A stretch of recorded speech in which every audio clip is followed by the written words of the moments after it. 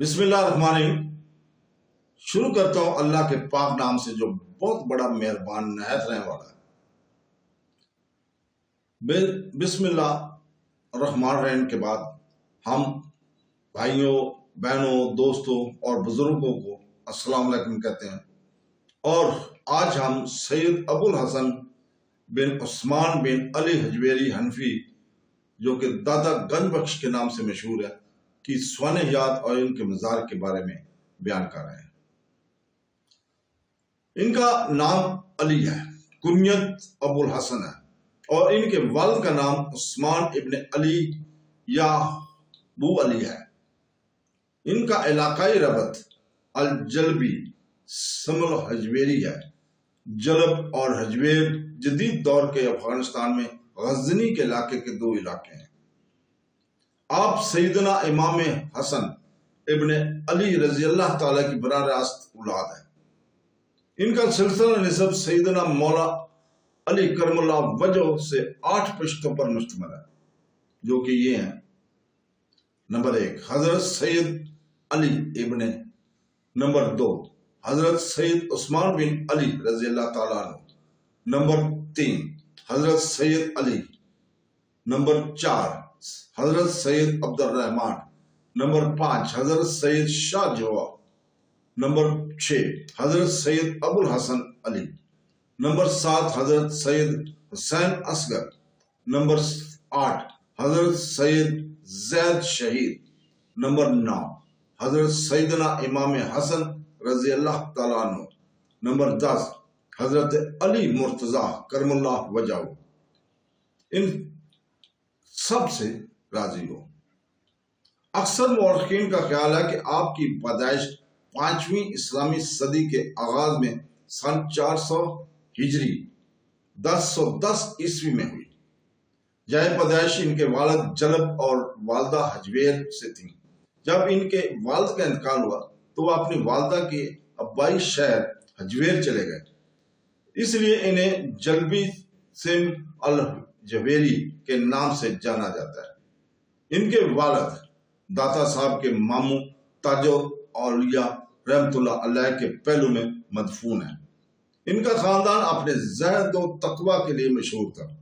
Doctor مولانا محمد شفیع لکھتے ہیں کہ آج غزنی میں قبر مل سکتی ہے۔ آپ کے مرشد یا روحانی رہنما حضرت ابو الفضل محمد بن حسین الختلی رحمت اللہ علیہ تھے۔ ان کا سلسلہ قرن شخصیات کے ذریعے سیدنا مولا علی کرم اللہ وجہ تک پہنچتا ہے۔ ان کا نسبہ یہی ہے: نمبر 1 حضرت سید علی حجویری رحمت اللہ، نمبر 2 حضرت ابو الفضل محمد بن حسن الختلی رحمت اللہ علیہ، نمبر 3 شیخ ابو الحسن حصاری، نمبر 4 شیخ ابو بکر شبلی، نمبر 5 شبلی جنید بغدادی، نمبر 6 شیخ سری سختی، نمبر 7 شیخ معروف کاکڑی، نمبر 8 شیخ داؤد تائی، نمبر 9 شیخ حبیب عباسی اجمی، نمبر 10 شیخ حسن البصری، نمبر 11 حضرت مولا علی کرم اللہ وجہ۔ ان کی گائیڈ کا روحانی سلسلہ جنیدیہ تھا، اور دادا صاحب کو اس سلسلہ کے ہوئے پر فرق تھا۔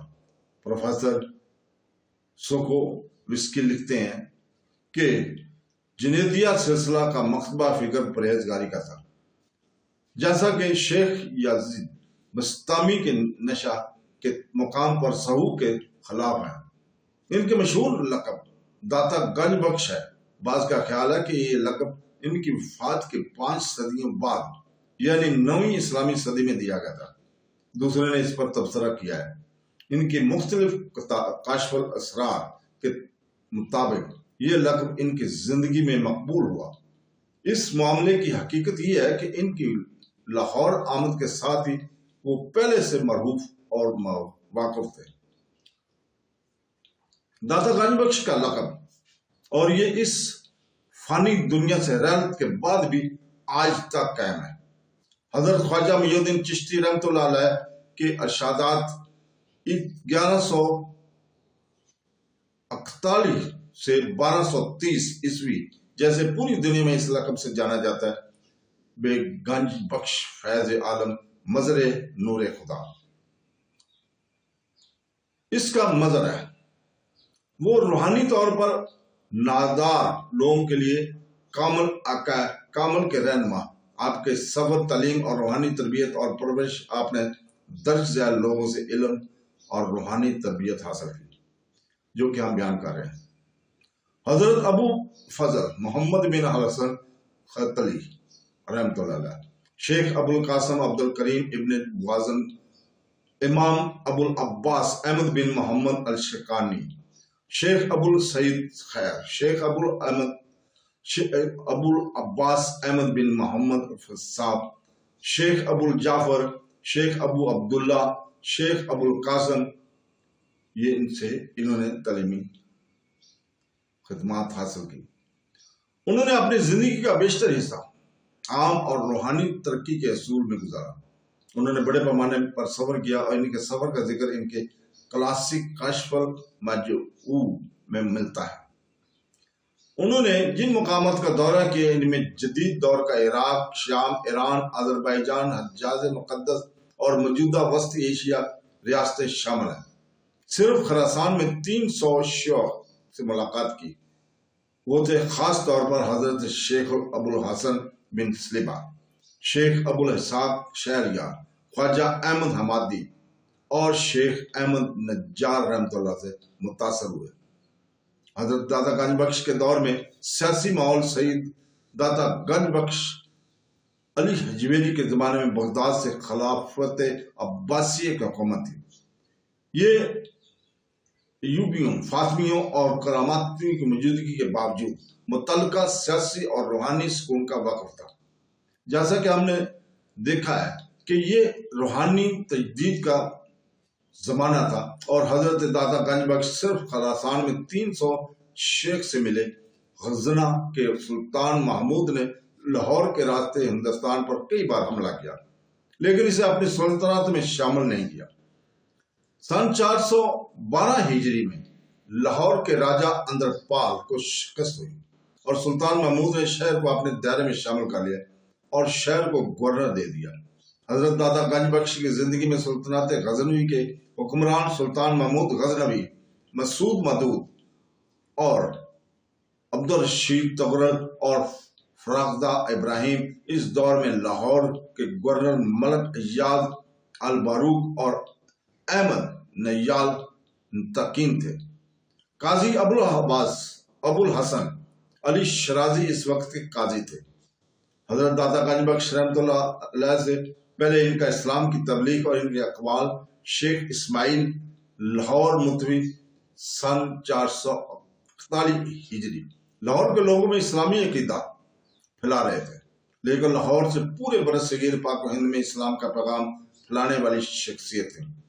بلا شبہ حضرت داتا گنج بخش وہ لاہور میں آباد ہوئے جہاں اب ہمیں ان کی آرام گاہ ملتی ہے، اور اپنے پیسوں سے مسجد بنانے کے لیے مہلکہ زمین کے لیے آئے۔ وہاں سے وہ لوگوں کو سکھائیں گے اور لاہوریوں کو اسلامی عقیدے کی تبلیغ کریں گے۔ وہ اپنے شاگردوں اور پیروکاروں کو قرآن و حدیث کی تعلیم دیتے میں مصروف رہے۔ ان کی تبلیغ میں مدد ملی۔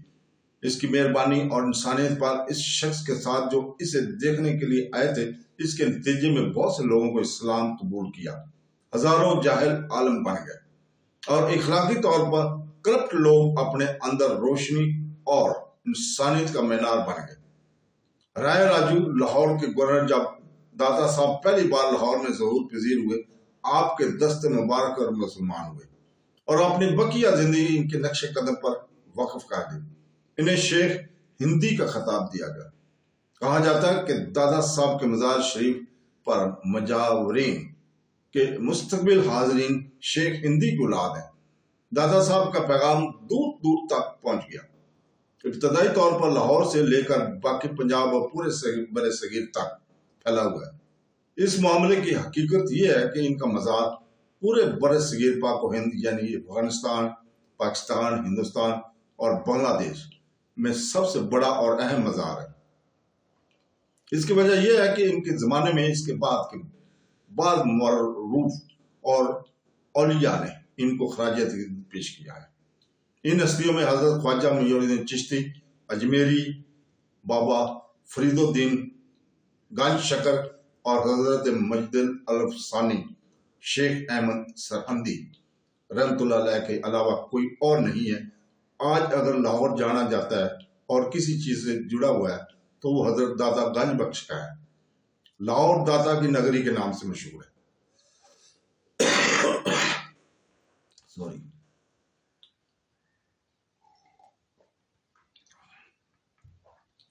حضرت داتا گنج بخش رحمۃ اللہ علیہ کی ازواجی حیثیت کے بارے میں مورخین کا اختلاف ہے۔ کچھ مبصرین کا کہنا ہے کہ ان کے والدین نے اس کی 2 بار شادی کرائی تھی۔ اپنی پہلی بیوی کی موت کے بعد وہ 11 سال تک سنگل رہے۔ انہوں نے دوسری شادی کی لیکن 1 سال بعد ان کا انتقال ہو گیا۔ حضرت داتا گنج بخش کی زندگی کے بارے میں زیادہ تفصیل سے معلوم نہیں ہے۔ کشف المحجوب میں ان کی شادی اور علیحدگی کے حصے میں بہت مختصر ہے، اس لیے معلوم کرنا مشکل ہے کہ ان کی زندگی کیسے گزری۔ حضرت داتا گنج بخش کے سال گزرنے کے مسئلہ میں بھی مورخین کا اختلاف ہے۔ سفینہ اولیاء کے مطابق یہ 454 یا 464 ہجری تھی۔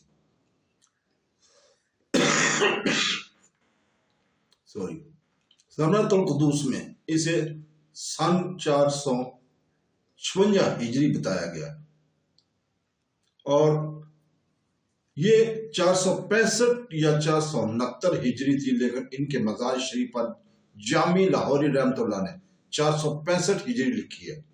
ڈاکٹر مولوی محمد شفیع کے مطابق، جنہوں نے ناموں پر تحقیق کی ہے اور کشف المحجوب میں جن لوگوں کا ذکر ہے، ان کی سوانح عمری حضرت داتا گنج بخش 479 ہجری میں زندہ تھے۔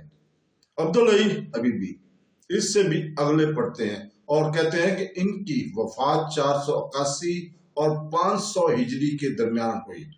ان کا عرس ہر سال 19 صفر کو لاہور میں نہ صرف پاکستان بلکہ دنیا بھر کے لوگوں کی طرف سے بڑی عقیدت کے ساتھ منایا جاتا ہے۔